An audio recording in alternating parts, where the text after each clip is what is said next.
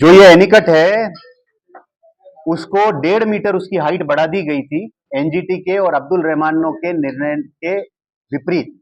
उसके अंदर एनजीटी में मैं गया, उसमें आदेश लेके आया हूं कि जल संसाधन विभाग को जो 1947 की स्थिति थी उसको बहाल करना है।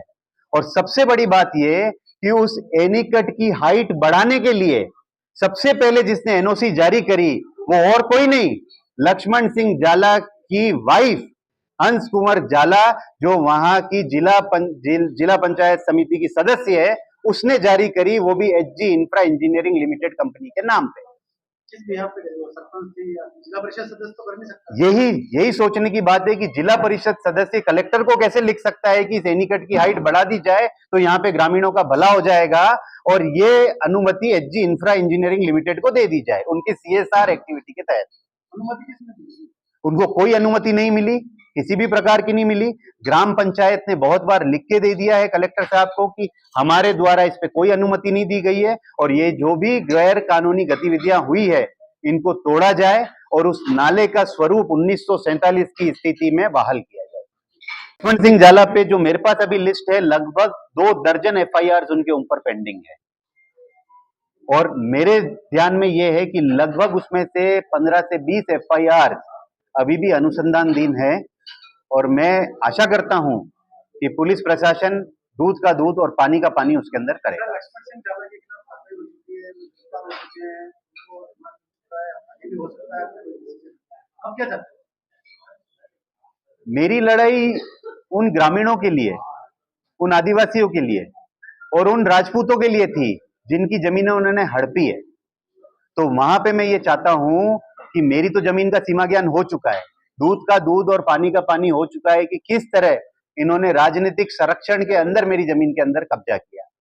तो जिन ग्रामीणों को इन्होंने परेशान किया, जिन गांव वालों का पानी पी गए, जिनके कुएं सूख चुके हैं, तो जल संसाधन विभाग और जिला प्रशासन से मेरा यह निवेदन है कि माननीय मुख्य न्यायालय और माननीय एनजीटी के आदेशों की शब्द ब शब्द पालना होनी चाहिए। जैसा कि मैंने दस्तावेजी साक्ष्यों के साथ में आपको ये बताया है कि ये कोई लड़ाई मेरी जमीन की नहीं है, ये लड़ाई है वहां पे जो बना हुआ रिसोर्ट आईटीसी मेमेंटोस और उनके मालिक विजेंद्र चौधरी द्वारा जो वहां पे इलीगल एक्टिविटीज की गई हैं, अरबों रुपए की फर्जी रजिस्ट्रियां, करोड़ों रुपए की स्टाम्प ड्यूटी चोरी, एनजीटी के आदेशों की अवहेलना, हाईकोर्ट के आदेशों के बावजूद वहां पे जो इलीगल एक्टिविटीज चल रही है, उस वजह से मेरे पे ये जानलेवा हमले किए गए। पिछले 20 दिनों के अंदर मेरे पर 2 जानलेवा हमले किए गए, एक हमारी मार्बल मंडी के अंदर मुख्य सड़क पे, और दूसरा पुलिस प्रशासन के सामने मौके पे, जिसके अंदर पुलिस अगर बीच बचाव नहीं करती तो मेरे साथ कुछ भी घटित हो सकता था। पिछले कुछ समय से ये भ्रामक तथ्य और ये फैलाए जा रहे हैं कि ये गरीबों की, आदिवासियों की, राजपूतों की जमीन हड़पने के लिए कपिल सुराना ये सब कर रहा है।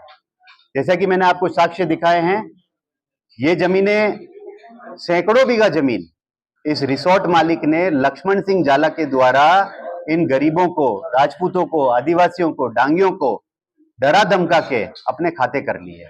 और सबसे बड़ी बात यह, आज की तारीख में भी लगभग 450 बीघा जमीन के अंदर रिसोर्ट का मालिक विजेंद्र चौधरी और लक्ष्मण सिंह जाला की भागीदारी दस्तावेजी साक्ष्यों के द्वारा मौजूद है, जिसके अंदर 1/4 लक्ष्मण सिंह पार्टनर है और 3/4 रिसोर्ट का मालिक विजेंद्र चौधरी पार्टनर है। सबसे बड़ी बात इसके अंदर यह है कि सार्वजनिक उपयोग की जमीन, ये जो रिसोर्ट बना हुआ है, इसने वहां पे आवासीय कन्वर्ट करवा के कुछ प्लॉट्स खरीदे थे, और इसके अंदर लगभग 7 लाख स्क्वायर फीट जमीन के ऊपर रिसोर्ट का निर्माण किया गया। उसमें सड़कें, पार्क और कई बैंक्वेट हॉल्स ये बनाए गए। अगर प्रशासन इस पे कार्रवाई करता है तो 7 लाख स्क्वायर फीट जमीन के ऊपर, ये सार्वजनिक उपयोग की जमीन के ऊपर रिसोर्ट मालिक द्वारा ये कब्जा साबित होगा।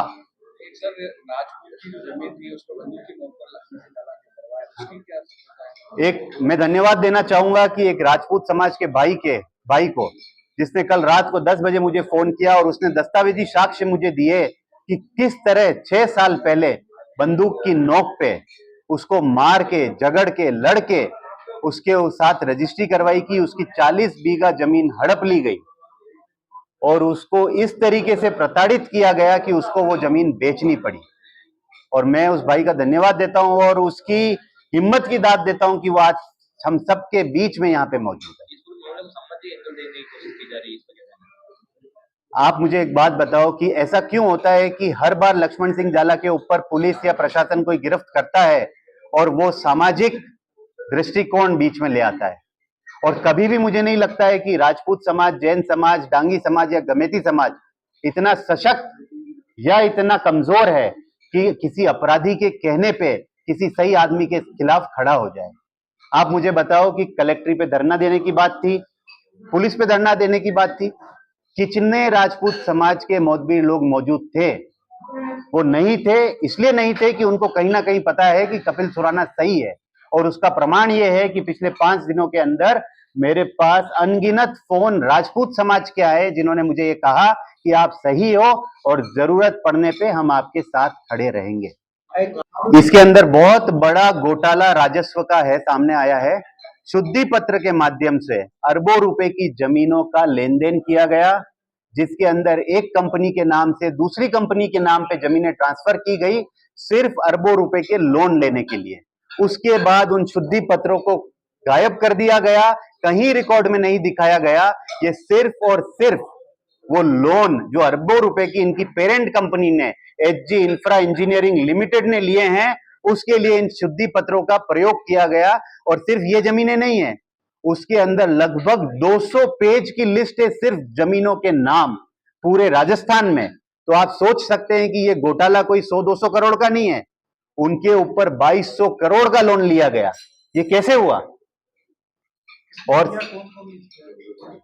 शुद्धि पत्र जो करे गए हैं बिना स्टाम्प ड्यूटी चुकाए, ये तो वहां पे जो तत्कालीन तहसीलदार थे, ये उनकी जवाबदेही थी कि किस तरीके से सिर्फ शुद्धि पत्रों के माध्यम से ये चोरी की गई।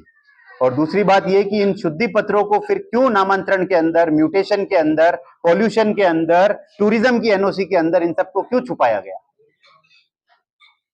आपकी कुल कितनी जमीन है जो वहां पे उस रिसोर्ट के अंदर जो अभी अतिक्रमित कलेक्टर साहब और पूरे राजस्व की टीम, सेटलमेंट की टीम, राजसमंद राजस्व की टीम ने ये प्रमाणित कर दिया और हाईकोर्ट में ये रिपोर्ट दी है कि लगभग 30 से 40 हजार फीट जमीन जिन पे इनका रिसेप्शन, इनकी पार्किंग, इनकी रोड और वो पुल बना हुआ है, उस पुल का कुछ हिस्सा भी हमारी जमीन के अंदर बना हुआ है।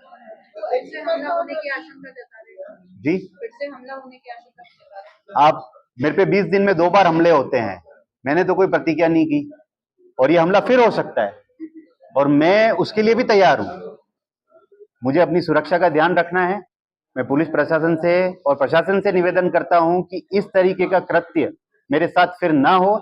ये उनकी जिम्मेदारी है कि मुझे किस तरीके से इन असामाजिक तत्वों से बचाया जाए।